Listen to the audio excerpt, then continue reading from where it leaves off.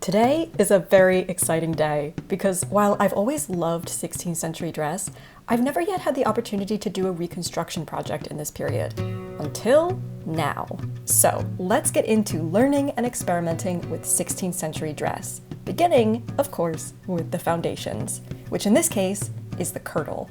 Before we had corsets, before we had stays, before we had bodies even, we had, and by bodies I mean the precursor to bodice, not, like human bodies, obviously. We had kirtles, sometimes referred to as petticoats in the period since the skirt and the stiffened bodice are connected. This was the structural layer worn just over the linen smock, either underneath the fancier gowns or just on their own. This project that I'm currently working on calls for two 1560s kirtles, both of which I will be completely hand stitching in a 16th century method throughout this video. One will be made of a fancier silk taffeta, which will have a bit more decoration to it, and a second, plainer kirtle, which will be made from a worsted wool with no extra decor. The wool kirtle, as will become a theme throughout this video, will be the good child. As a fabric, especially on shaped garments, it's pretty forgiving to work with, and in this period, wool cloth would have been woven quite wide, so my 55-inch wide modern cloth here is perfectly acceptable to work with. Silk, on the other hand, is a bit more complex in this period, because the cloth is woven much narrower. Per my reading, it seems that widths don't exceed 22 inches in the 1560s in Europe. So the first thing I'll have to do before cutting out the skirt panels is to trim down my yardage into 22-inch strips. Why, you might ask? Am I cutting my fabric apart just to literally sew it back together in the same strips to form basically the original width? It seems like overkill, I know, but using the fabric of the original width forces us to put seams in that are present in historical garments that otherwise wouldn't be present in the reconstruction. Plus, it'll force me to think about fabric usage in a more historical context. Less width in my fabric means that wider panels like skirts or long gowns may require several piecings in order to get the desired shapes. I love getting to experience the decision-making process of historical tailors when I'm faced with these challenges of laying out garments, deciding where to place cuts and piecings where necessary, and of course then deciding where to cut those small piecings on the cloth in the most efficient and fabric-saving manner possible. You use a lot less fabric this way, and therefore it saves a lot of money by piecing the cloth, especially since history really just kind of gives us open permission to piece at will, regardless of grain line or pattern matching, even on the highest class of garments. These guys really do not care, as long as you are saving precious fabric, and honestly, I love saving precious fabric too. The one main downside to modern fabrics having to be cut to width is that you don't get the benefit of working completely selvage to selvage, which of course you would have if the fabric truly was woven to 22-inch widths. And this would save a ton of seam finishing because you don't have raw edges along the edges of the fabric. But I'm going to work with as much selvage as I can get access to. But this also means that I have to take a moment to trim off all the modern selvage fluff so that these selvages can better mimic the clean selvages on historical cloth. And of course, we are not finished with our pre-sewing preparation because before we can get to sewing, we're going to need a few more layers. Some linen of varying weights for linings and interlinings, but most importantly, we are going to need some buckram for ultimate stiffness. Kirtles are worn in history before the widespread use of whalebone, so we, once again, do not have bodies or stays or corsets yet. This is our stiffened bust support foundation garment, and we are achieving that stiffness not through boning, but through stiffened fabric. Modern buckrams tend to be made with synthetic components, either in the fabric itself or in the glue, which can cause a divergence from the stiffness and properties of the historical stuff. So I'm going to have a go at making my own buckram. It's really not a very difficult process, and I've always wanted to have a go at it. It's literally just medium to heavyweight linen. Historically, this didn't have to be the best quality linen since it was going to be heavily treated and was never going to be seen. And the whole thing is basted with a hide glue to give it that rigidity. I'm using the more substantial but still passably historical quality red edge linen, which I'll also be using in its unglued form as interlining. Those of you who caught our extremely nerdy deep dive into comparing all different qualities of linen and trying to find historical quality linens, you will probably, like me, now understand way too much about the varying properties of all the different linens available to us, at least in the Europe side of the market. Only the bodice is going to be treated with all these inter and linings, and only the front really is going to be treated with the buckram, but I will need about 4 concentric layers of buckram for each bodice. So I think I have measured and glued accordingly. Spoiler alert, I had not measured and glued accordingly. I did have to end up piecing one of the bodice panels, but that's fine. Once dry and sufficiently papery, the buckram is pressed and I can proceed onto the last bits of cutting.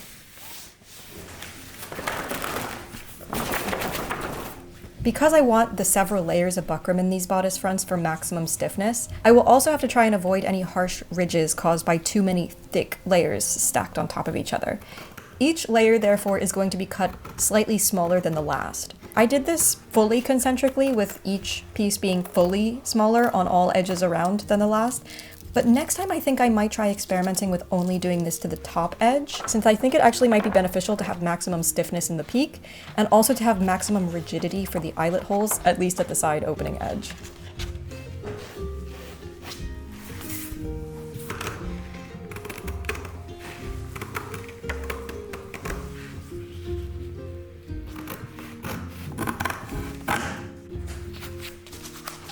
Only the front half gets this full buckram treatment, since its function is, of course, primarily bust support. However, the back panel will still need some little bit of body, because otherwise a single layer of fabric will just be too weak to fully connect to the highly stiffened front panel of the kirtle. So I'm cutting 1 layer of plain untreated heavy linen to interline both the front and the back.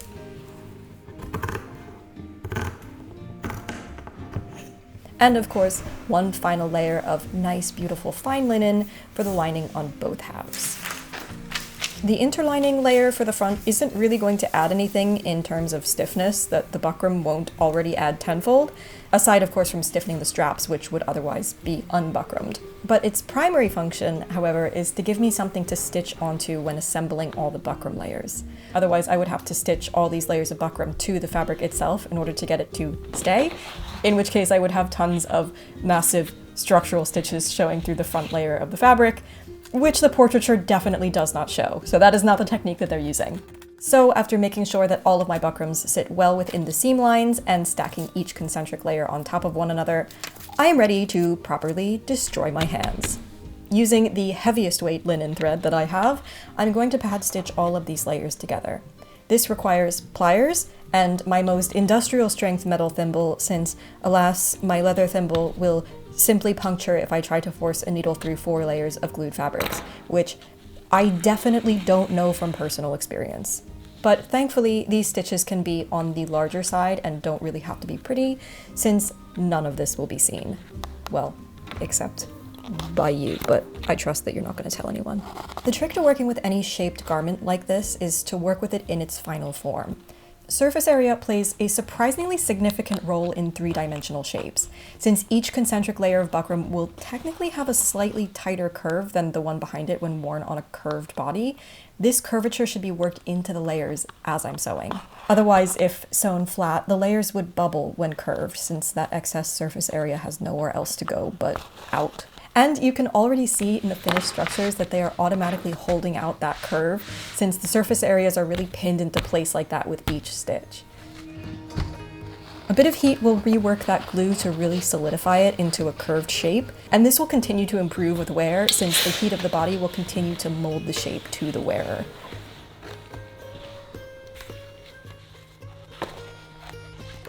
Now I can cover over this structural shape with the outer fabric, stretching it nicely so that there is no wrinkling or bubbling. Once again, I'm working with the bodice over a tailor's hand to keep it in 3 dimensions, so I can be sure that the silk follows the concentricity of the other layers and won't bubble when curved on a body.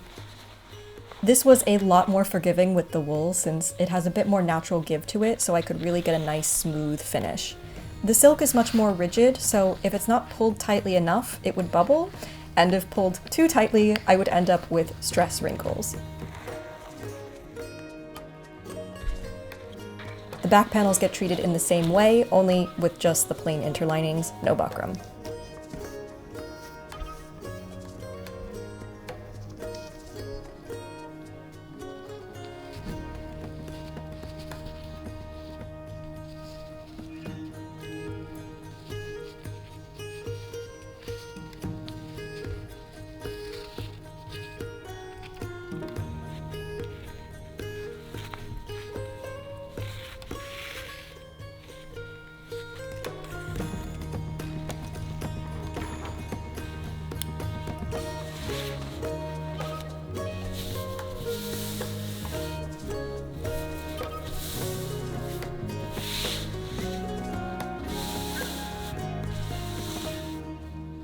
The actual assembly of the bodice is fairly simple. Since these kirtles will both have left-hand side openings, all I really need to do in terms of stitching together is one side seam and both shoulder seams.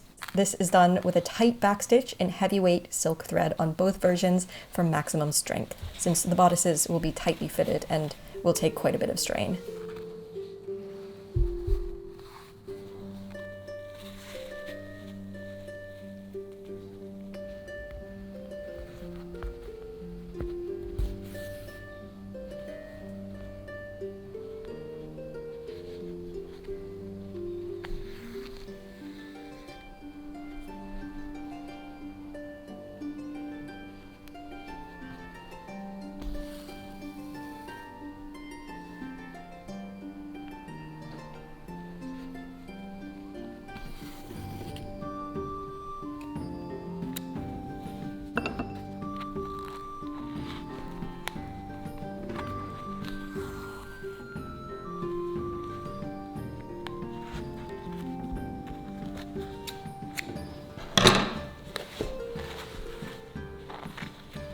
Then all of the seam allowances around the edges are pressed in and secured down with a whip stitch, catching only the interlining layer so it doesn't show through to the front.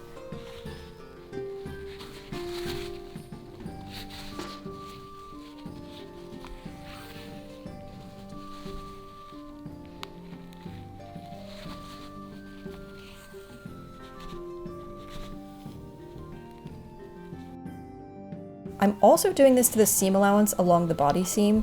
I'm not sure if this was done in this period, since it will be covered over with a lining, and I personally haven't seen any extant references or examples of this. However, this is definitely something that happens in stay making 100 to 200 years later, so I am purely hypothesizing here that we are also stitching down the body seam allowances here in the kirtles.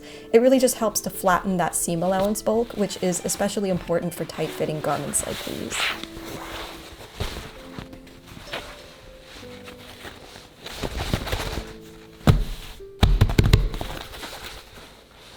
And to finish everything off nicely, I can add in the fine linen linings to cover all of the structural business.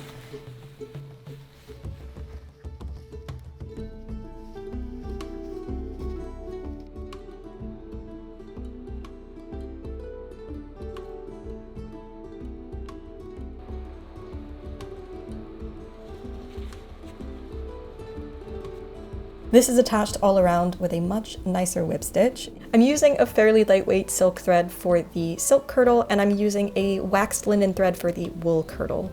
Generally in early modern and really up to 18th century sewing, it tends to be common practice to match the thread type to the fabric type. So if we're working on silks, we're using silk threads. If we're working on linens or wools, we're using usually probably linen threads because it's a lot cheaper in this period. Definitely not in the modern day period, but we do what we must with reconstruction, except of course if the stitching is going to be seen, in which case we will use silk. Once again, I am not sure if this was done historically, but I'm going off structural instinct here, but I'm just reinforcing the inside corners where the straps meet the bodice front with a couple of buttonhole stitches. Since the fabric here is quite hard to turn in and it feels just a bit delicate, this should just prevent any fraying or tearing anytime soon. We do see similar reinforcements at vents and slits in shirts, so it's not wildly off base, and I do think it is a perfectly plausible solution to any juncture that might need some extra reinforcement that might be at a point of weakness.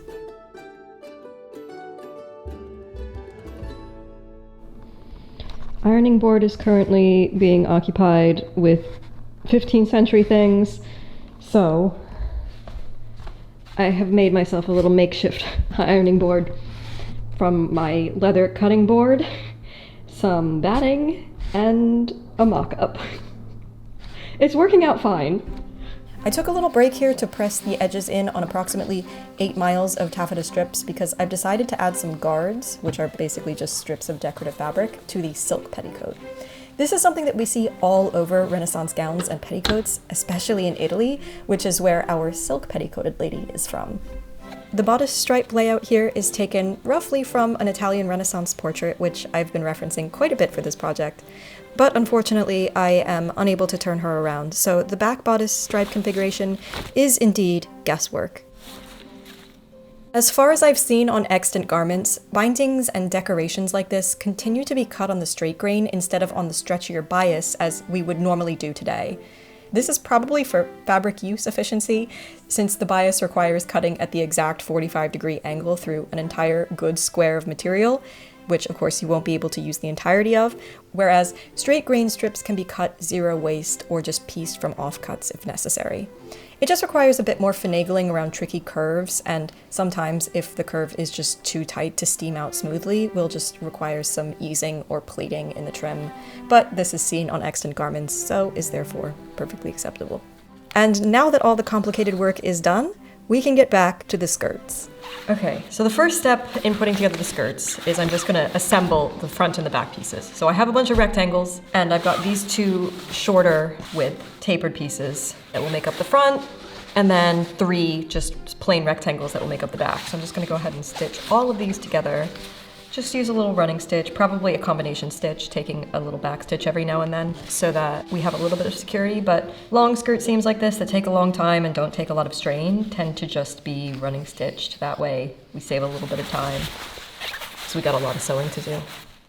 I have assembled all of my silk panels to comprise 1 full front piece and 1 full back piece, which I can then stitch together at the side seams. This whole piecing into front and back panels was not necessary for the wool because I was just able to get the entire front panel and back panel cut out of the width of the fabric that I already had, and we didn't have to do the whole cutting things into 22-inch panels shenanigans.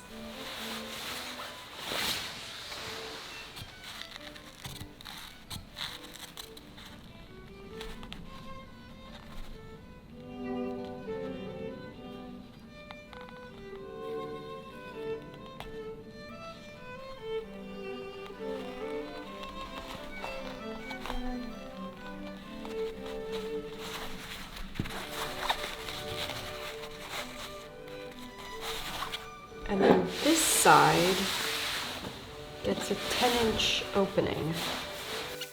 So after seaming all of the skirt panels together, I now just have to hem off the skirt opening with a tiny little hem. Okay, I think I've done this right.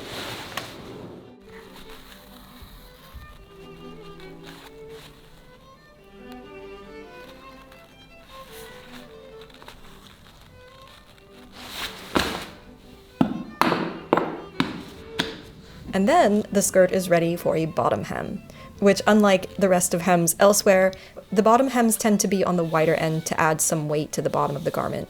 This one, I think, measures probably around 3/4 of an inch. I did, devastatingly, read immediately after finishing this hem that a lot of gowns and kirtles are faced with a strip of heavy linen or wool felt at the hem, probably to weight them down and to allow the skirts to hang smoother, but also to protect the hem from wear if it drags on the ground. I am on a slightly tight deadline for this project, so I did not have the chance to rip it out and add one in for this go around, but I will definitely be redoing that in future and keeping this in mind for future 16th century endeavors.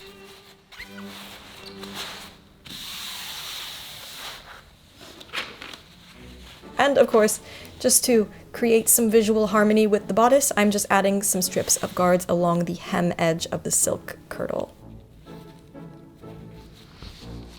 This is an extremely common decoration on kirtles all over Europe, so not just for the Italian ladies. I know for a fact that at least the English ladies are also very fond of this particular hem stripe decor. Time to find out if my maths is correct. Yes. That's what I'm nervous about. No! No! No! Oh my god.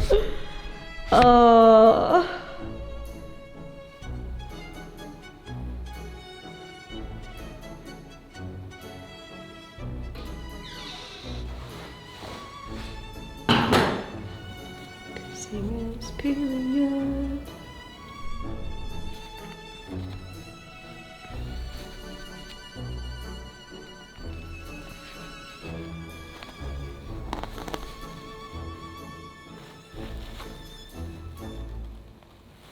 The top edge of the skirts are simply overcast to prevent them from fraying. I have not come across a definitive way that the skirt tops were finished in this period, but once again I do know that by the 17th and 18th centuries, the raw upper edges of the skirts were simply folded over once, pleated, and whipped to the bodices. So that is what I've decided to do here. Modern fabrics, however, are a bit more loosely woven than the historical fabrics would have been, and are thus too fray-prone to leave raw, hence the overcasting just for some lightweight preservation. And now for the finishing touches. The bodices will need some eyelet holes so that they can be laced closed. These are offset slightly to facilitate spiral lacing, which is the most common lacing technique during this period. I already figured out all the spacing on the mock-up, so I just get to plagiarize myself here.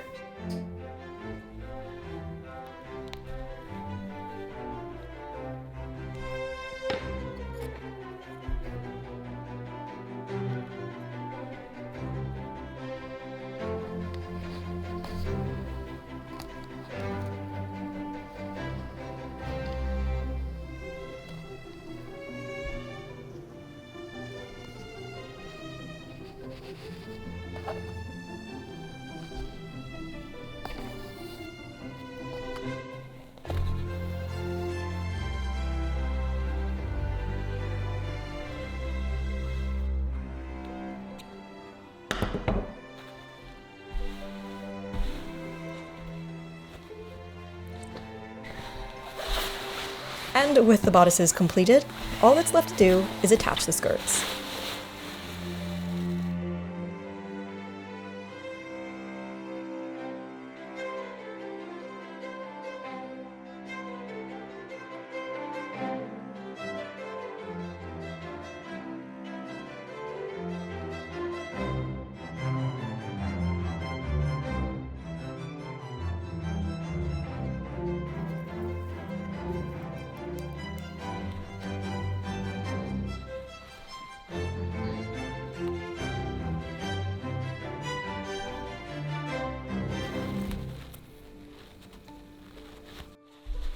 So this juncture where the skirt seam ends and splits open into the top of the skirt where, you enter and exit the garment here, this is a really vulnerable point because despite the fact that this is backstitched a couple of times, there's going to be a lot of pulling here, and it's just going to make this little bit quite weak. As you can probably already see, the seam threads are stretching a little bit there. So what I'm going to do is reinforce this a bit with a worked bar. This is basically just a strip of thread that's going to be reinforced across with some buttonhole stitches, and this will just help to make it not only the thread itself really strong, but just kind of give it a little point so that this thread catches before the actual seam threads start. And this is something that was often done in various periods of history to help strengthen any splits and seams that happen. For example, at necklines, on sleeves, at skirts, vents, in garments. So this is just going to get buttonhole stitched all the way across. We're effectively just tying a bunch of knots across this strip of thread. It's just going to make it nice and strong. At least 100 hours of stitching later, let's have a look at the final result.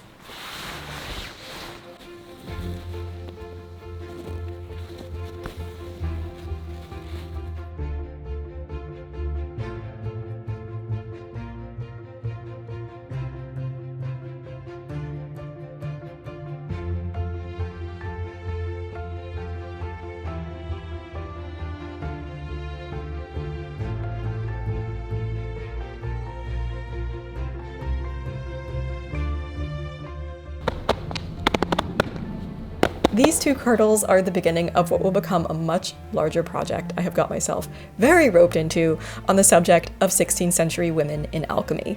There will be a lot more to come on this, from reconstructing how women practicing alchemy in the 16th century would have dressed, to reconstructing some historical alchemy itself. So be sure to subscribe if you wish to follow along on this. The Lady in Silk is modeled off of Italian alchemist Isabella Cortese, a woman of much mystery who, and I cannot emphasize this enough, has truly become Blorbo from my Renaissance, and I am in so deep at this point, truly obsessed with her and her role as an early modern scientist in what we've believed to be such a male-dominated field, and I cannot wait to bring you guys along on my quest to resurrect her, after a fashion, of course.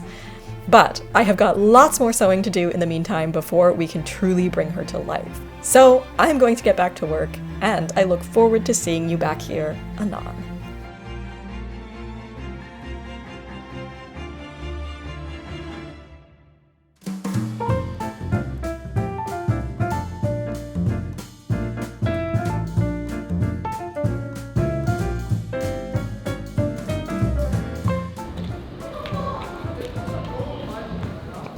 There's a bunch of tech bros watching me. What, you've never seen a tutor before?